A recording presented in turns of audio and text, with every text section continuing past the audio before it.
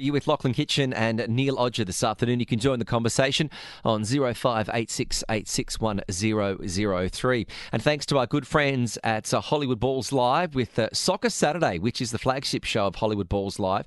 You can get down there this weekend at the Dubliners and see Geordie Pete down there. It all happens live at the Le Meridian Dubai Hotel and Conference Centre. And to discuss all things football is the former QPR striker Kevin Gallan, who is joining us on the phone from the UK.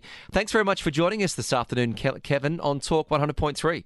Hello, no problem. Glad to be on. No, wonderful. Well, we've got you on here, and I mean, there's so much football going on with obviously the Champions League matches that have wrapped up, the Premier League that's going on.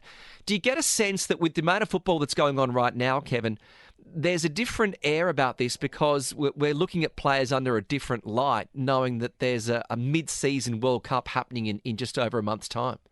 Well, yeah, I mean, this is a very strange situation where in England that the Premiership and the Championship are going to stop for a bit. I think the Championship stops for a month and the Premiership's, I think, 6 weeks. So it's going to be very interesting in the weeks and the weeks nearer towards the World Cup. What sort of frame of mind the players are going to be in regarding staying injury-free for the World Cup, because I think they've got games on the Saturday and then they're straight over to Qatar, and a week later they're playing in the World Cup. So there's no real long-term preparation, which usually happens when it's a summer World Cup when they have a training camp. So it's going to be very interesting to see what players are holding back, or are they still going full tilt for their Premiership teams? Yeah, I mean, because that is exactly what will be expected of them. You know, the clubs won't be cutting slack, saying that, oh no, we understand that you're going to go and play the World Cup. You can go easy on this, or probably we'll call you from the bench in the 69th minute to play the rest of the game. They'll be expecting all these players to put out 100% in these games, and then they have to deliver again with the same intensity or more for their own countries. It's going to be a little heavy on the players, isn't it? Well, it will be, and I mean, I can see the coming from if you're the football club and you're paying these players big money, hundreds of £1,000s a week, and if they see any of their players slacking off and not putting in the challenges and their data on their running stats is down, they ain't going to be happy, because at the end of the day, these clubs are paying big money wages and they demand and want success constantly, and It's a very tricky situation where you're having a World Cup in November. It's the first time ever, I think, and I'll be very surprised if it happens again. You know, here in the Middle East, we're genuinely excited about this, as you would expect. There's going to be a World Cup that's in our region. There's so many people here that are going to be able to just travel over on the weekend. Hotels and restaurants, they're inundated with business and tourism. So there's an air of excitement here in this part of the world. But how is it perceived in the UK? Are people taking this seriously, given that it's not a footballing nation that's hosting it and that it's so out of season? What's the excitement level towards it? Well, I'm looking forward to it, and I'm sure everyone is. But at the moment, everyone's sort of just concentrating on the club football and the Premiership, which is obviously a very successful league, and people are just concentrating on that. But as soon as the World Cup starts, the focus will be on England and the team, with the press and the media. It will be non-stop 24 hours a day. So until it sort of starts, it is a little bit in the background and not really been talked about. But I'm sure once it does start, it will start, and it will be covered big, and there'll be a big excitement in this country. Going on to the Premiership this weekend, the big match I'm looking forward to, going to be happening on Sunday nights here in Dubai, is Liverpool versus Man City. How do you see this one going? Well, Man City look unstoppable this season with the signing of Erling Haaland.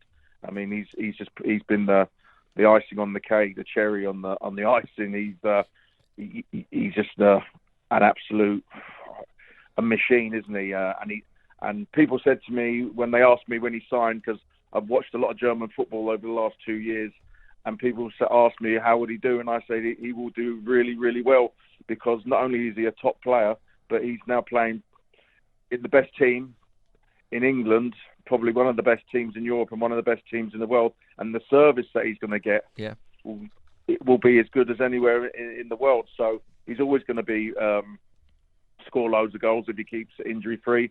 Liverpool had a great result last night. I mean, to win any game away from home 7-1 and in the Champions League is, a very, very top achievement. So they'll be on a high. It'll be a tough game. Liverpool want to get back to where they were in the last few seasons in that top two, like battling out with Man City for the Premiership. But for me, I think just Man City at the moment are just that little bit too strong. But I wouldn't count Liverpool out just yet, especially on this weekend game anyway. Right. You mentioned about, the championship game of, but early stages definitely. But what do you see of the 4 English sides in the league? You talk about Tottenham and Arsenal. I'm talking Tottenham, Arsenal, Liverpool, and Chelsea.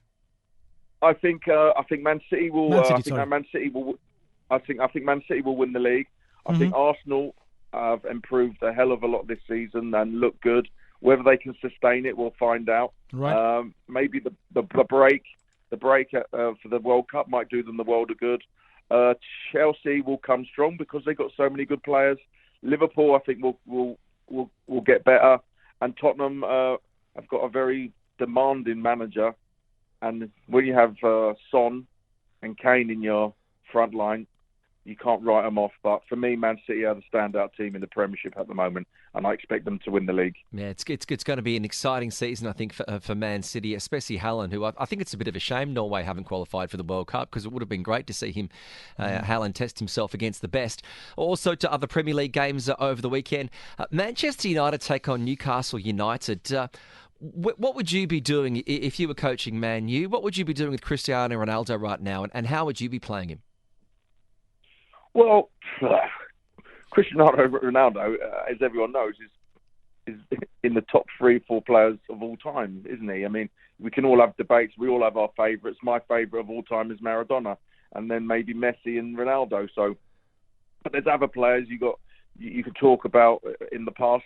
But Ronaldo is an absolute top player, a top professional as well. I mean, his fitness level and the way he looks after himself is just, if you're a young player or a young kid and you're saying who you should copy is for good attitude, Cristiano Ronaldo is your man. His fitness levels and his goal scoring record, I mean, 700 club goals is just absolutely phenomenal. The way he took his goal on Sunday against Everton was a masterclass Ronaldo. Clean through, still had the pace, still got that burst of pace, and hard and low under the keeper's body. For me, he should be playing. He's a top player. He guarantees the goals. I mean, he scored over 20 goals for a struggling Man United team last season. I mean, I think they're treating him. He's not getting the respect that he should have, because at the end of the day, if they didn't want to play him, they should have sold him in the summer and let him go and play, because Ronaldo's like a top player, and he's an unbelievable player. He should be playing. Well, where can you see him going in the next transfer window? He's going to leave Manchester United, surely. Well, look, I think he'd be... this could work out really well for Ronaldo, because he'll come into the World Cup really fresh. Do you know what I mean? Yeah. Where he hasn't played the game, and knowing Ronaldo as the way he thinks. Not me, I know him personally, but he'd be thinking, if I can make a statement in this World Cup, then I could go anywhere.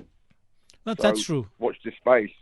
No, that is true, and that is so true for a lot of players who are playing the World Cup. Because you play well, and there is a window of opportunity that comes in with the big bucks. So there's no reason why anyone wouldn't want to actually go out of their comfort zone. And despite the fact that they're overloaded, considering they're playing literally games every weekend and going into the World Cup, I think it's going to be a very, very exciting World Cup to watch out for.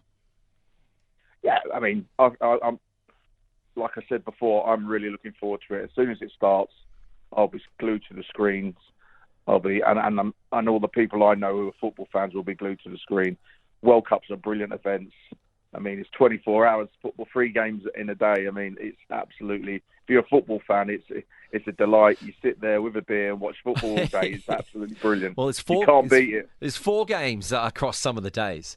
Even better. Yeah, it's going to be. It's good. Now, you mentioned, Paul, that you rank Messi there as number 2, down to your all-time favourites. So you probably want to see Argentina do very well.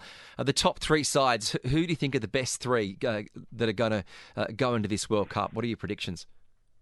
That's a really good question. I never really thought about it, but I mean, France have got a lot of good players.